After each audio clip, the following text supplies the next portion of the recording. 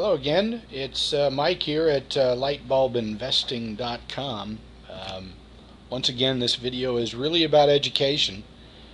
We try to teach the basics because if we as investors don't get the basics, we pretty much end up losing money, and that's that's not the goal. We're really just going to focus on this chart here on this video, only because it's important to think back to all these times. As you can see, all these times are pretty important lows in the market, and they were centered around some pretty dramatic events. And of course, there's a couple highs, and those were centered around some dramatic events. But really, what we're driving at here is the emotions. There's one key thing about investing in the market, and that is we must somehow find a way to leave our emotions at the door. The idea of investing and emotions mixed together leads to outright failure, sometimes very significant failure, whether it be futures or stocks or options or indices or overseas markets or mutual funds or what have you. I think the most important things I've heard from investors over the years, and it's been almost 3 decades, is one of the things I hear constantly. Well, I'm gonna sell this because it's not working, and I'm gonna buy that because it is working. Just understand, you can say that all you want, but if you do it, it's the same as saying I'm going to sell low and buy high. Because see, people think when something is down, it's not working. And when they think when something is up and up big, they think whatever it is working.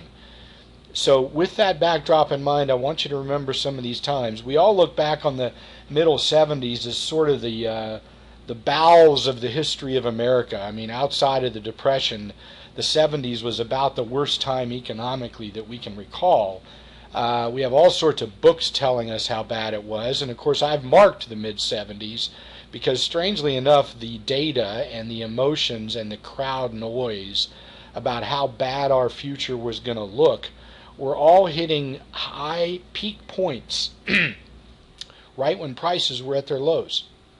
Now, it took a while for the market to actually break out. I actually started in the markets in 1982. That's this second little blue box. And I can tell you at the time, we had prime rates of 20.5%. We had inflation of 15+%. Today, we get nervous at 3. Can you imagine today going out and getting a mortgage for your house at 17%? Because that's what you did back in 1982. Everybody hated Ronald Reagan. I mean, they hated him. They hated economics and trickle-down theories. They hated it all because, of course, the rich guys were getting it all and the poor guys were getting nothing. And then look what happened. The market started going up. It broke out, and it actually never looked back. And we got to the late 80s, and we got to 1987. You remember the crash of 1987, right? I mean, there it is. That's the crash right there. Do you know the best time to buy stocks between now and 1985 was the last 10 minutes of that day? Now, I bet you that if you were there that day and you've read anything about it, I'm pretty sure you wouldn't be a buyer of stocks in the last 10 minutes of that day. But you know what? Our emotions were dreadfully fearful. I mean, we questioned everything about our future at each one of these points. Every one of these points, our future was quote unquote cloudy. Every one. The green spots, you remember this, that was the end of the tech bubble. I mean, right here, all the things that we cared about here were gone. Everything was good at the top of the tech bubble. All we wanted to do was quit our jobs, open our E-Trade accounts, and trade all day. Or we'd trade till, say, lunchtime and then go play golf. And we actually believed that we could do that for the rest of our lives.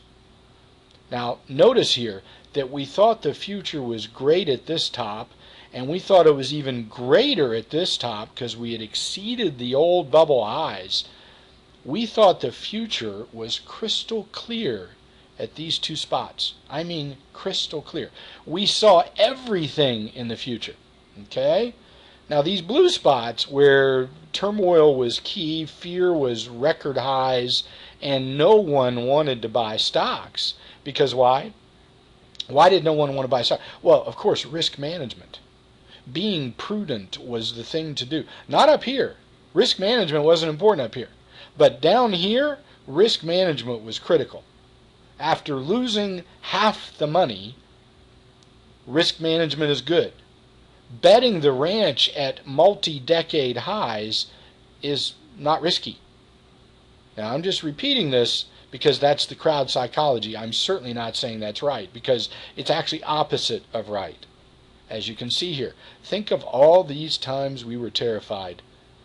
Now, looking back on it, you might say to yourself, well, gosh, if I could go back in time and bet the ranch at each one of these blue boxes, I'd be a very wealthy person.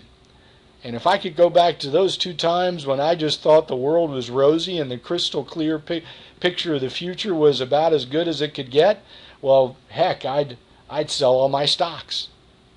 And you know what? You'd be right, except that's not what the crowd does. Only the smart investor buys when it's absolutely terrifying. And that's what we have to learn how to do. We have to learn how to do that. So what are my lessons here? My lesson is, I'm my own worst enemy. I've met the enemy. It's me. Accept it. Really get in touch with that. And when you do, you'll start making better decisions. What's next is often what I fear now. I will follow institutions, not my emotions. My emotions are fleeting. I will learn to embrace my fears, because that, as that past chart will show us, go back to that chart, read it again and again, our fears are signs of goodbyes. I will stay focused on the big picture, not today's headlines. And here's the big one.